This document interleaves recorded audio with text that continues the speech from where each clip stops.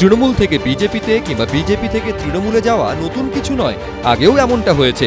কিন্তু তাই বলে নদিয়ার কৃষ্ণগঞ্জের প্রয়াত তৃণমূল বিধায়ক সত্যজিৎ বিশ্বাসের খুনের মামলায় জেল কাটা বিজেপি নেতাকে তৃণমূলে নেওয়ার ঘটনা মেনে নিতে পারছেন না তার আত্মীয়রা। দল যদি ওনাকে নিয়ে নেয় সেখানে তো আমাদের কিছু বলার নেই, আমাদের তো একটু খারাপ লাগবেই। যেখানে দাদার খুনি হিসাবে চিহ্নিত হয়েছিলেন সেখানে তো আমাদের বিষয়টা খারাপ লাগবেই। এটা তৃণমূল দলটাই করছে, ভালোভাবে মেনে নিতে পারছে। সোমবার নদিয়ার হাঁসখালিতে তৃণমূলের বিজয়া সম্মিলনীর অনুষ্ঠানে তৃণমূলের বিধায়ক খুনে অন্যতম অভিযুক্ত ও বিজেপি নেতা নির্মল ঘোষের হাতে পতাকা তুলে দেন তৃণমূলের রাজ্য সহ সভাপতি জয়প্রকাশ মজুমদার ও বিধায়ক মুকুটমণি অধিকারী।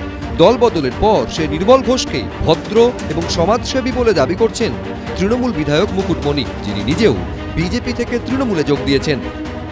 নির্মল ঘোষ একজন ভদ্র মানুষ, সমাজসেবী মানুষ।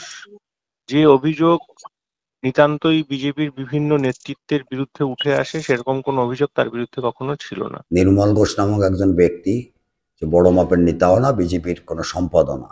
সত্যজিৎ খুনের আসামি হিসাবে নির্মল ঘোষ দীর্ঘদিন জেল কেটেছে, আবার তাদের হাত ধরেই তৃণমূলে গেছে। দল বদলেও লোভী মুকুটমণির কথা এখানে আলোচনা না করাই ভালো।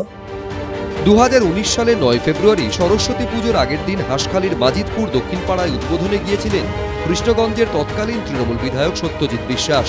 উদ্বোধনের কিছুক্ষণ পরই খুব কাছ থেকে তার মাথায় গুলি করে দুষ্কৃতীরা। ঘটনায় নাম জড়ায় সেই সময় হাঁসখালির দাপুটে বিজেপি নেতা নির্মল ঘোষের, যিনি আবার হাঁসখালি ব্লকে বিজেপির কার্যত প্রতিষ্ঠাতা হিসেবে পরিচিত। গ্রেফতার হওয়ার পর প্রায় 5 বছর জেল খাটেন তিনি। সেই তিনি এবার তৃণমূলে। সুজিত মণ্ডল, শিবাশিস মৌলিক, জিলম করঞ্জাই, এবিপি আনন্দ।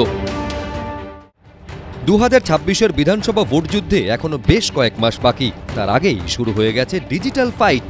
বিজেপি, তৃণমূল থেকে সিপিএম, কংগ্রেস পিছিয়ে থাকতে চাইছে না কেউই।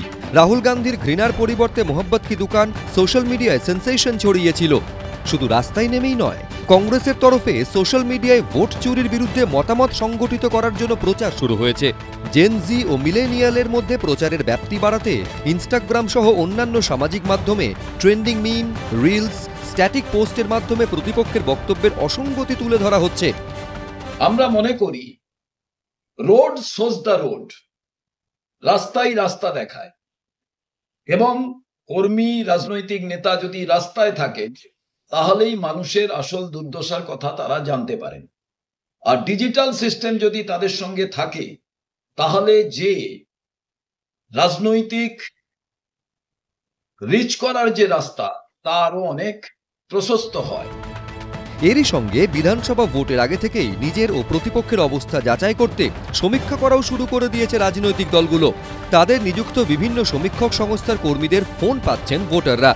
2021-এর বিধানসভা নির্বাচনে কাকে ভোট দিয়েছেন, 2024-এর লোকসভা নির্বাচনে বা কাকে ভোট দিয়েছেন, 2026 সালে বিধানসভা ভোটে কাকে ভোট দেবেন, এরকম নানা প্রশ্ন করা হচ্ছে। তাই নিয়ে তো আবার উত্তর 24 পরগনার হালি শহরে হুলস্থুল বেঁধে গেছে। মাতাবাজি কল্পে সন্তুষ্ট কিনা এটা ওরা জানতে চাইছে, আমি কাকে ভোটটা দিতে চাই বা ভোটটা দেব। ওরা আমাদের ধর্ম চাইছে, কি আমি কি ধর্ম, আমি কি জাত সেটা জানতে চাইছে। আমাকে পার ডে 4বার 5বার ফোন আসছে আমার কাছে।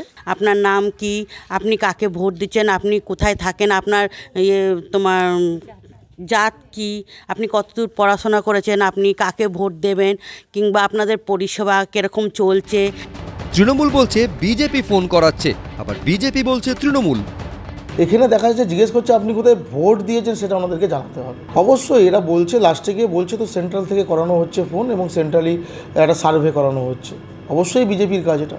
মানুষের মধ্যে কখনো ভাষার নামে, কখনো ধর্মের নামে, কখনো উত্তরবঙ্গ, দক্ষিণবঙ্গ, কখনো জাতের নামে এইভাবে মানুষকে কীভাবে ভাগ করে ভোটটা করিয়ে দেওয়া যায়, আর 26-এ মাননীয় মুখ্যমন্ত্রীকে আবার যাতে মসনদে বসানো যায়, এই ধরনের কাজ একমাত্র আইপ্যাক করতে পারে। ভোটের বঙ্গে রঙ্গ শুরু হয়ে গেছে। সমীরণ পাল, এবিপি আনন্দ, উত্তর 24 পরগনা।